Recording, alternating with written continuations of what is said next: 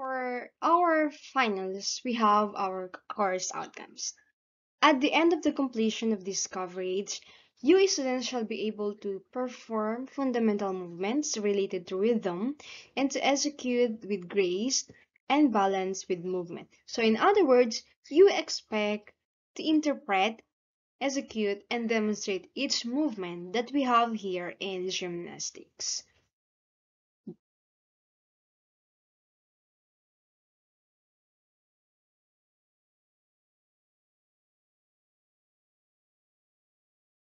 In our finals, we have four topics in rhythmic gymnastics.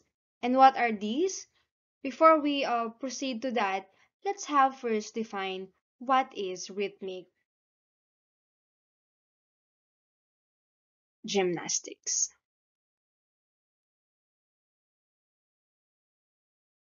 So we have here rhythmic gymnastics. And in here, rhythmic activities are combinations of physical movements with sounds, beats, or music. So in other words, when we say rhythmic gymnastics, no, we are doing physical movements with musical accompaniment and with the use of apparatus that is being used here in gymnastics. And what are these apparatus that is being used? As you can see here in the picture, we have the wands, we have the rope or the hoop and or ring, we have the ribbons, and of course the ball. So these are apparatus that is being used here in rhythmic gymnastics. And don't you know that in rhythmic gymnastics, this can also serve or used for self-expression, exercise, demonstration of physical activity, socialization, and expression of culture. So that's it. So wag kayong malilito. When we say rhythmic gymnastics, you are doing physical movements with musical accompaniment and with the use of apparatus.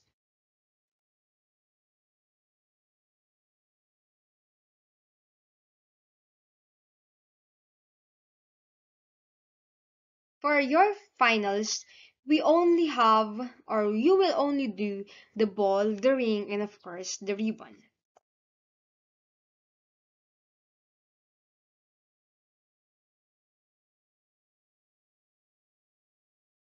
So, we have the ball rhythmic gymnastics here. Ayan. As you can see, this is a combination of all the skills in gymnastics. The basic position, the locomotor, the non-locomotor, the floor skills, as you can see, the aerial, and of course the stunts and tumbling skills. And of course, the use of ball. Okay, so this is just the basic. This is just the an example of how are you going to do or what are you going to do in ball rhythmic gymnastics.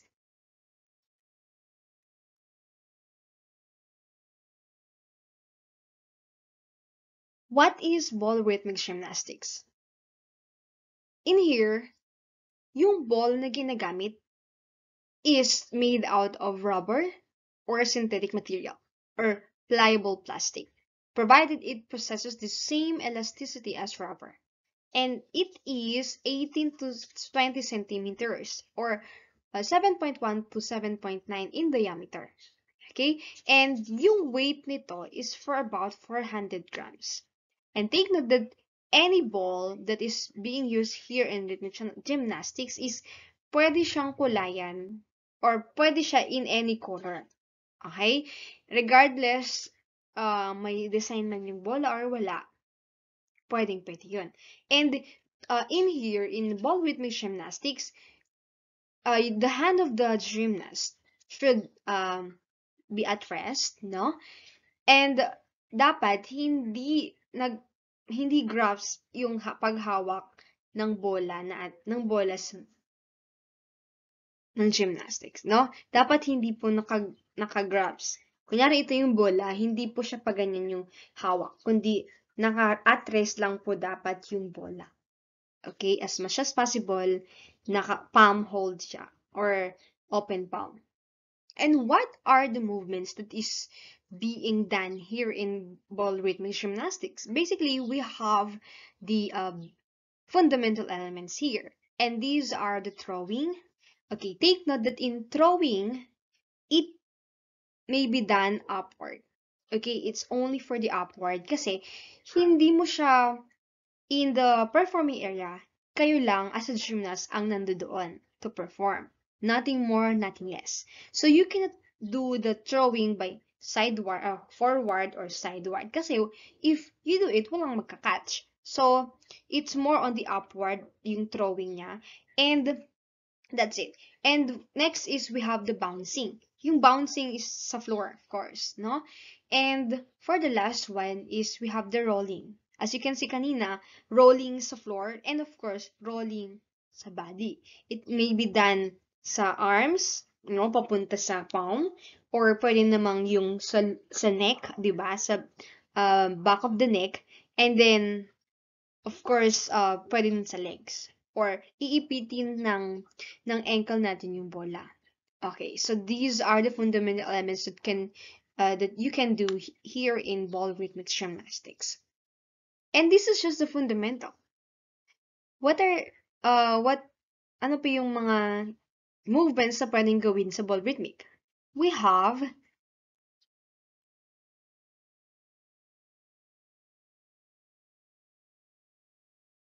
okay, so we have here balls figure 1. Okay, so in balls figure 1, for our starting position, you should always do the feet together and two hand hold in front. Okay, when we say starting position, this is your preparatory position before you do the main exercises or the main steps here in balls. Not just the balls, but of course with the rings, with the ribbons and wands. Okay, take note that starting position, fit together na agad yan, and yung two hand hold in front, your ball must be placed in front of your body, tapat ng navel ninyo. Okay, hawakan nyo yung ball na ganon. Nakadikit. Yung ball sa navel. Okay, so that is our starting position. And next is we have the ball forward. This is the first step. We have the ball sideward right. And palm hold. Ito yung sinabi ko kanina. And the left hand at side. And if may ma-encounter kayo dito na return to number 1, that means babalik kayo sa first step.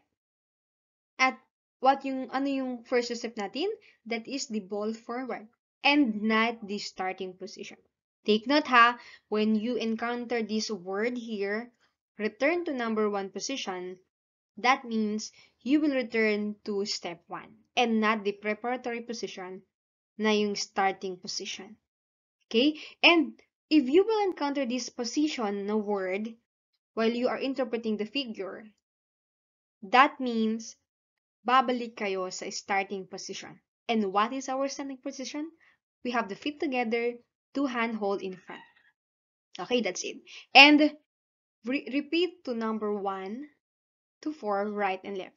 So, if we try to look back again, when we say rhythmic, when we say rhythm kasi, there is a recurrent pattern. May paulit-ulit siyang pattern. Kaya meron tayong repeat to numbers 1 to 4 kasi there is rhythm in the figure that you do. No? So that's it. This is how we interpret figures. Okay? First thing is you read the movement or the steps and then you try to comprehend and you try to execute it. You practice it until such time you will get on how to do the proper execution of each figure. Okay, so that's how we interpret the figures. And if alam na natin, then definitely we can perform it well. Okay, so not just this, we have a lot of figures here in balls. No? So, ayan.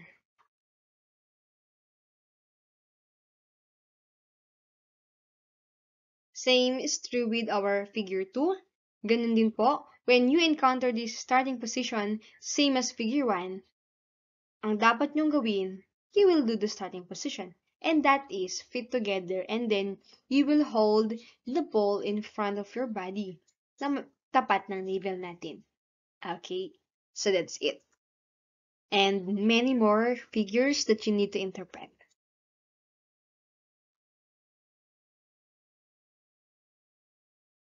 Same is true with our figure 3. Ayan. Starting position, same as figure 1.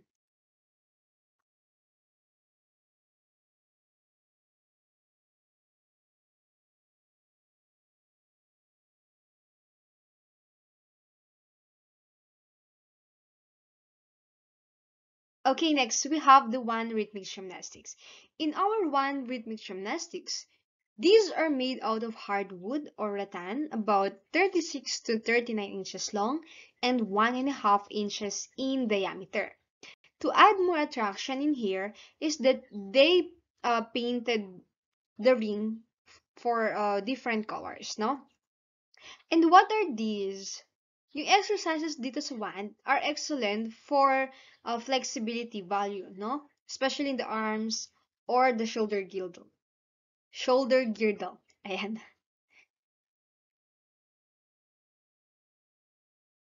And as you can see here, this picture one, that is an example of one that is being used in one rhythmic gymnastics. And the second one is we have the a gymnast holding a two wands. Dito, as you can see, yung kulay ng wand niya is pareho doon sa kulay ng costume ng gymnast. So dito, sa gymnastics, pwedeng kung ano yung apparatus na hawak mo, pwede mo siyang i-gaya doon sa gagamitin ninyong costume. Or pwede namang taliwas. And for our third picture here, this is the Olympic logo or the 5 Olympic rings. Okay, ano yung ibig sabihin nito? That is your assignment. Okay?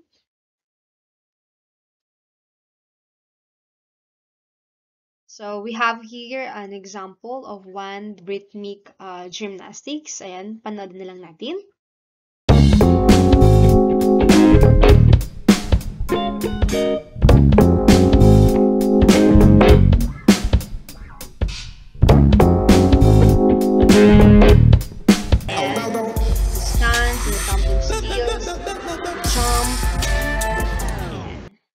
So that is an example of one rhythmic gymnastics na performance. Okay? And same is true with all the figures in all rhythmic gymnastics. Meron din po siyang figures. And what you need to do is to interpret each figure that we have here in rhythmic gymnastics.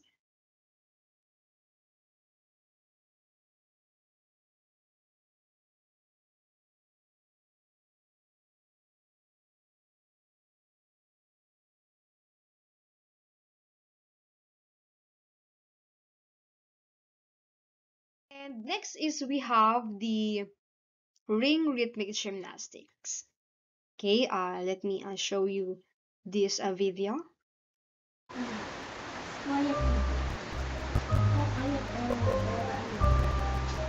Okay, so ayan.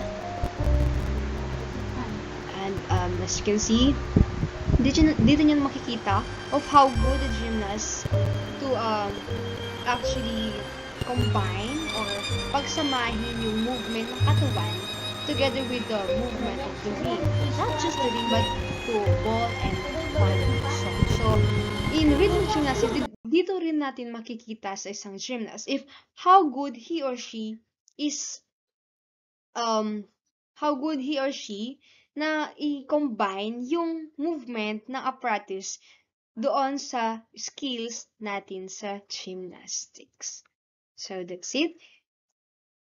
And of course, what is ring rhythmic gymnastics? As you can see kanina sa video, the gymnast holds a ring, and that ring is made out of rattan for about 1 inch or 1 centimeter in diameter. No? And dito, as you can see kanina, meron siyang kakaibang exercises or routine. And in our ring rhythmic gymnastics, this is being classified as two competition or two level of competition kasi dito meron siyang pang-adult at meron din po siyang pang young. And paano mo malalaman kung pang-adult to or pang-young? Of course, 'di ba? Pag nakita mo yung physical appearance nila pag matanda, for sure matanda to. Siya ay for adult competition. And pag nakita mo na yung bata, that is for young competition. But the ring that is being used for adult and children or the young are different, no? Kasi dun sa adult natin, we have 32 inches, no? And doon sa young is for about 15 inches. So that's it, no? And yes, this ring, it also has the figure 1. Okay? And we have the starting position, the feet together, and the ring down in front. Kung sa ball, malapit sa navel, ganyan, dito naman, baba. Okay? Nakababa yung ring natin. Pero nasa harapan natin. Okay? So we have here rise on toss, lower heels, repeat 1 and 2, tapos you will raise ring upward 8 small jumps. Okay, so what you're going to do is to interpret this, to execute it, and of course you demonstrate. Okay, so that's it. And figure, we have figure 2, ayan. And for the last is we have figure 3. Not just this, pero marami pang figures na makikita ninyo sa LMS. This is just my examples, no? As to how will you interpret figures, no? In all rhythmic gymnastics.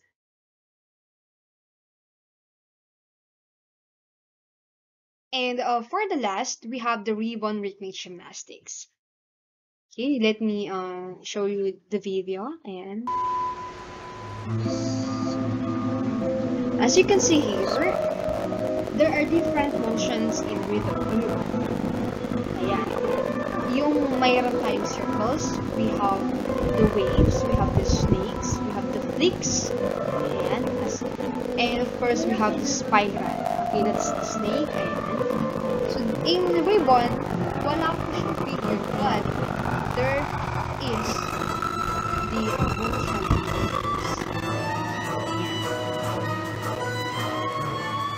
So, as you can see, while doing the motions of ribbons, ginagawa niya rin yung skills ng gymnastics.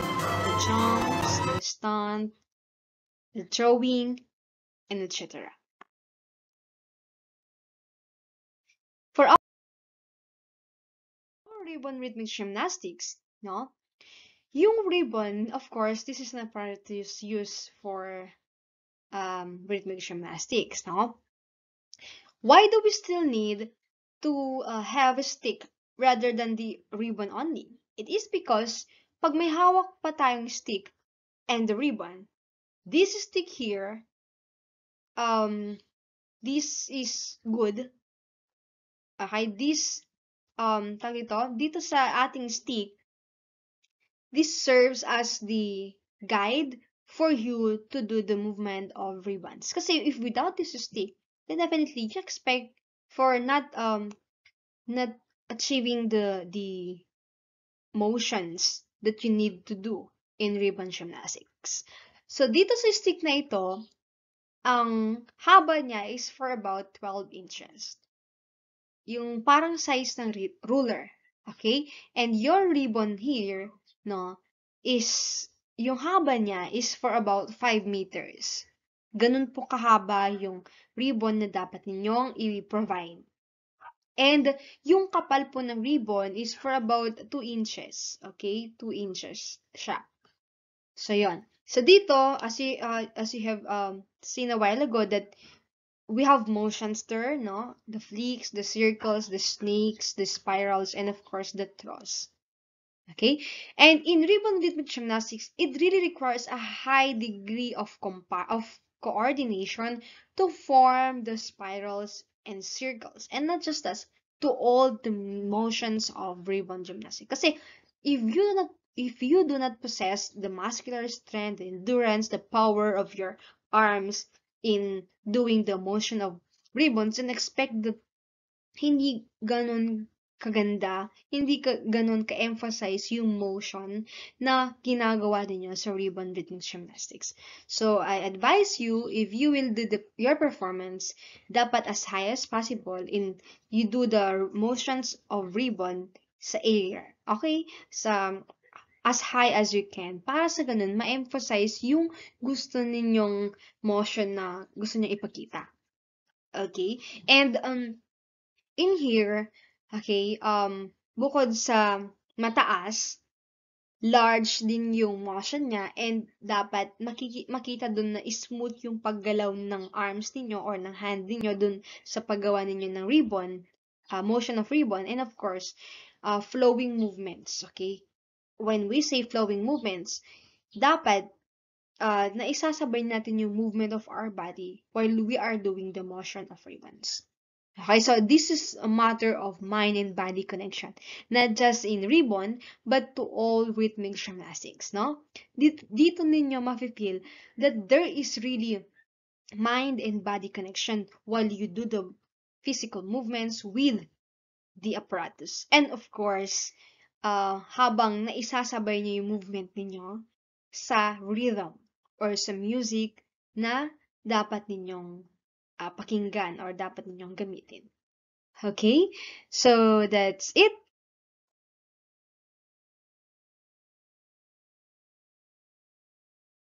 Okay, so that's it. Anyway, as I have told you a while ago that we have no figures here.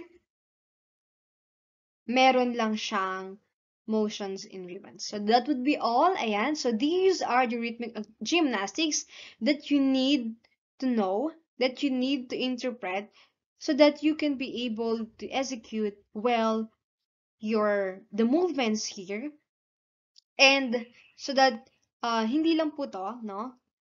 Try to interpret, you practice to interpret each figure in all rhythmic gymnastics, so that for your performance, graded performance, next meeting, you could actually do it well with your apparatus or improvise apparatus and with the music.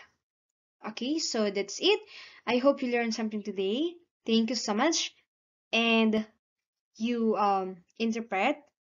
Don't forget to interpret to make your own routine for your final graded performance in PE2 rhythmic gymnastics. That would be all, and thank you so much.